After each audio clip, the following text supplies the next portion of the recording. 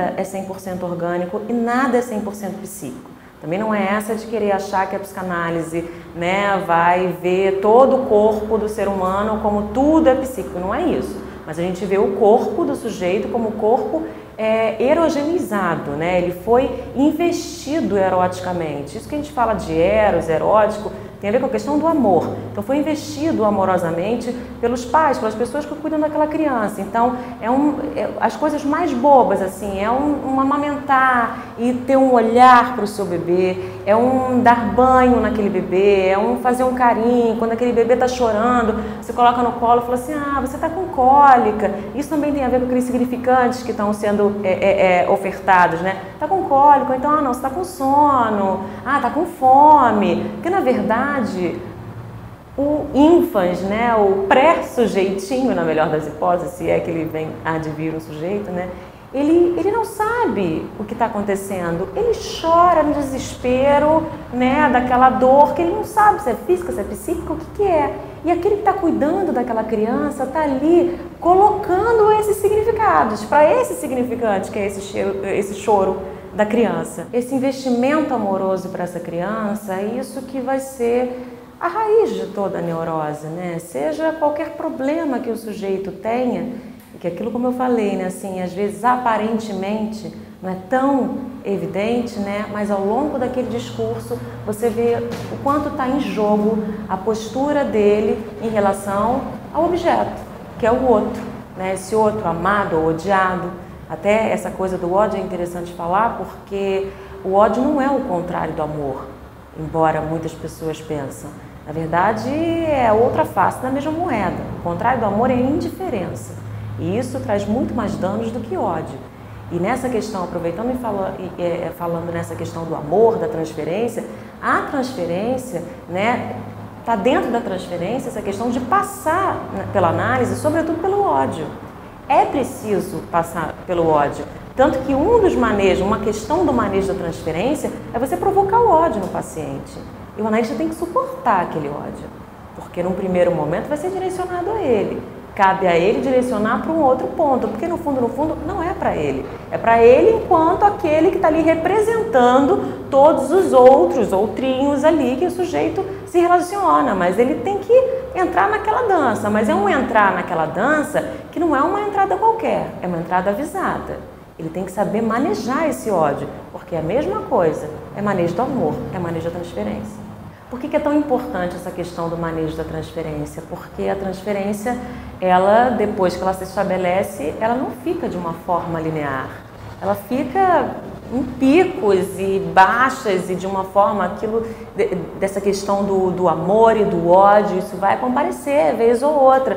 Então, é uma forma diferente de se manifestar ali a questão amorosa, né? Então, o manejo, você vai meio que nesse jogo de cintura, né? No momento em que o sujeito está muito amoroso para o analista ele tem que ser um pouco segura na dele, né? Dar uns cortes, é meio seco. E quando o analisando está muito na fase odiosa, né? Meio que, esse cara não está sabendo de nada da minha vida, não vou voltar. Aí você já pega alguma coisa, às vezes uma coisa boba, chega, abre ali a porta da sala de espera, nossa, seu cabelo está tão bonito, você está bonita hoje. Então recebe, fala assim, nossa, que legal, enfim, enfim, não tem regras, né? Mas você dá uma massageada ali, é uma maneira de você tentar resgatar um pouquinho alguma outra coisa, não que seja importante, seja fundamental resgatar essa coisa amorosa demais, que isso inclusive atrapalha, mas assim, é o ficar naquela gangorra mesmo, e isso vai acontecer a todo momento, por isso que é tão importante a questão do manejo da transferência. A partir do momento que a transferência é estabelecida, a gente não tem a menor garantia de que aquilo vai dar realmente num verdadeiro percurso de análise. Aquilo pode se interromper, em algum momento a transferência pode simplesmente cair e não dar mais certo. E isso o analisando vai se dar conta, vai de alguma forma interromper aquela análise. Claro que tem vezes que tenta interromper a análise ou chega ao ponto de interromper a análise por uma questão ainda transferencial bastante fervorosa ali, né? É uma coisa que o analista ele vai ter que saber escutar do que se trata. Se realmente a transferência cessou, acabou, né, não tem mais trabalho ali, ou se é faz parte das demandas ali de amor do paciente. Então, tanto analisando, ele vai dar essas dicas, né, vai dar essas demonstrações, quanto o analista ele também está apto a escutar quando realmente não há mais trabalho de análise ali, né? E normalmente isso acontece quando a transferência cai. Agora, de que maneira cai, o que acontece, é um a um, a gente não tem muito bem como saber. Por que em psicanálise a gente fala que não é possível responder as demandas do paciente, né? Primeiro, assim, não é possível mesmo, é da ordem da impossibilidade, porque qualquer coisa que a gente fosse responder não é exatamente o que o paciente queria, né? E, na verdade, como manejo de transferência, né? Para não responder essas demandas. E isso está o tempo inteiro ligado numa coisa que tem uma frase clássica do Lacan, que ele fala o seguinte: querer não é homogêneo ao desejo. Então, o que a gente quer não necessariamente é o que a gente deseja. Por isso que o desejo é sempre inconsciente, é aquilo que não é localizável, é aquilo que não é nomeável. O querer está na ordem das demandas, quero isso, não quero aquilo. Só que a gente sabe muito bem que quando a gente atinge aquilo que a gente diz querer, a gente não está totalmente satisfeito. Ah, mas eu quero uma outra coisa. Ah, mas agora eu quero outra. Então aquilo não dá conta. Por quê? Porque o objeto ele é sempre parcial. Então essa questão do querer e do desejo, né, assim, o que o analista escuta no discurso do sujeito é a questão desejante, que está em outro lugar, né? Se é que há um lugar, porque na verdade é aquilo que te escapa. Quando você acha que encontrou o lugar do desejo, o objeto do desejo, aquilo te escapa, porque não existe objeto do desejo, só existe objeto que causa desejo. De que maneira? Quando você reconhece inconscientemente um ponto significante que te fisga ali, né, aquilo que Sócrates fez com Alcibiades, não é a mim que você ama tudo que eu pude te proporcionar. Então, na verdade, é alguma coisa completamente diferente.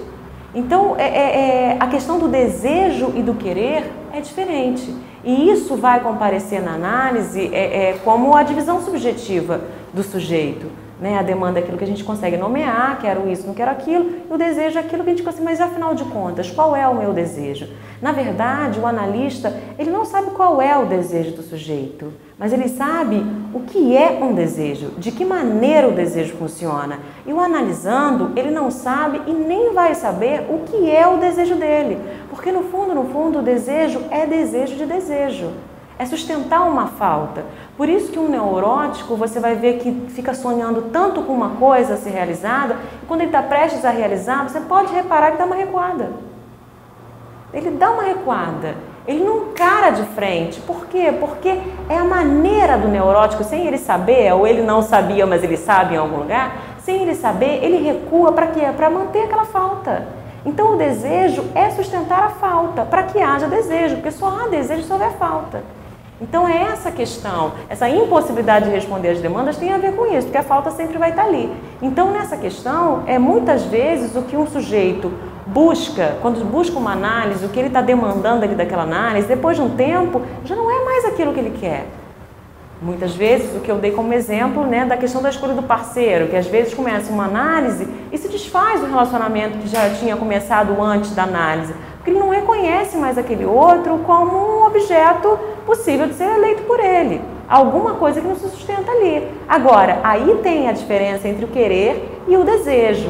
Então, quando ele percebe, muitas vezes isso acontece, ele se dá conta de que na análise ele está percebendo que se ele continuar na análise, ele está sacando que o desejo não está ali, ele pode, muitas vezes, querer se desfazer da análise, né? Interromper a análise para não avançar nisso aí e sustentar o relacionamento dele. É como se ele tivesse eleito o que ele quer. Nada contra, porque a divisão se trata disso. Em algum momento você tem que fazer uma escolha. Em algum momento, eu ouso dizer assim, em vários momentos da vida, você tem que escolher entre o que você quer e o que você deseja, porque não são a mesma coisa e não dá para ter tudo.